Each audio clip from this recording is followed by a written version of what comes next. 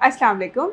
This is Dr. Fatma Farooq, and I work here as an associate dentist here at the dental clinic. Today, I want to discuss about bad breath. So, bad breath, medically we called it halitosis. मतलब मुंह से बदबू आना, which is a very common problem yet an embarrassing one. लोग ये सोचते हैं कि ये जो प्रॉब्लम है मुंह से बदबू आना, ये सिर्फ दांतों से रिलेटेड है या हमारे मुंह से रिलेटेड है. इसका जो ताल्लुक है वो मल्टी फैक्टोरियल है. इस मल्टीपल फैक्टर्स की वजह से होता है, जिसके अंदर gut issues, stomach issues, gums problem, tongue, ये सब आता है.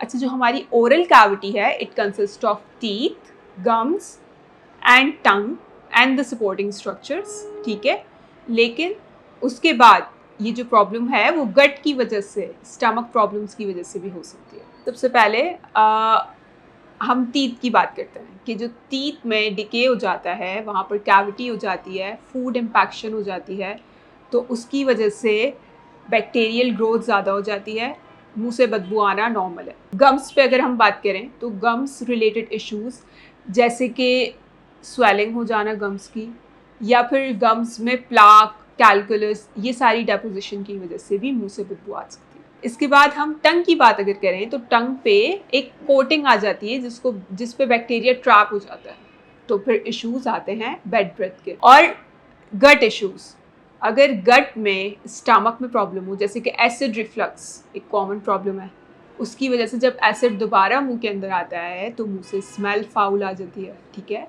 लाइफस्टाइल और हैबिट्स में जैसे कि आ गई हमारी स्मोकिंग हैबिट, पान, गुटखा, छालिया जो लोग खाते हैं उनके मुंह से स्मेल आती है. पुअर डाइट जैसे कि junk food, pizza, burger, oily चीज़ें, जंक फूड, इन सारी वजह से हमारा स्टमक प्रॉब्लम करता है और मुंह से स्मेल आना नॉर्मल हो जाता है. ठीक है, सारे कॉजेज़ तो हमने ऑलमोस्ट डिस्कस कर लिए. अब अगर हम ट्रीटमेंट की बात, डायग्नोज कैसे होगा, सबसे पहले तो पता कैसे चलेगा. It's easy, you can do it at your home. आपने क्या करना है, एक स्पून लेनी है, scrap it on your tongue और स्मेल, उसको स्मेल करें. अगर उसमें से स्मेल आ रही है, इसका मतलब है यू हैव हैलिटोसिस, आपको बैड ब्रेथ का इशू है. ठीक है, the treatment are very simple.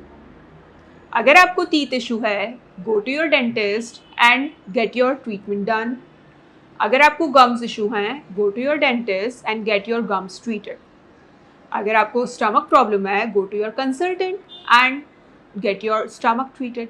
तो इस तरह से अगर आप सारी चीज़ों की केयर करेंगे तो स्मेल का ट्रीटमेंट भी हो जाएगा. Healthy oral tissues, healthy lifestyle can give you the confidence and fresh breath. मुंह की स्मेल को ख़त्म किया जा सकता है अगर आप उसकी केयर करें तो. Thank you. पाकिस्तान के टॉप डॉक्टर्स के साथ अपॉइंटमेंट बुक करें, वो भी पेशेंट फीडबैक देखते हुए. आज ही ओला डॉक ऐप डाउनलोड करें. ओला डॉक, डॉक्टर का अपॉइंटमेंट आसानी से.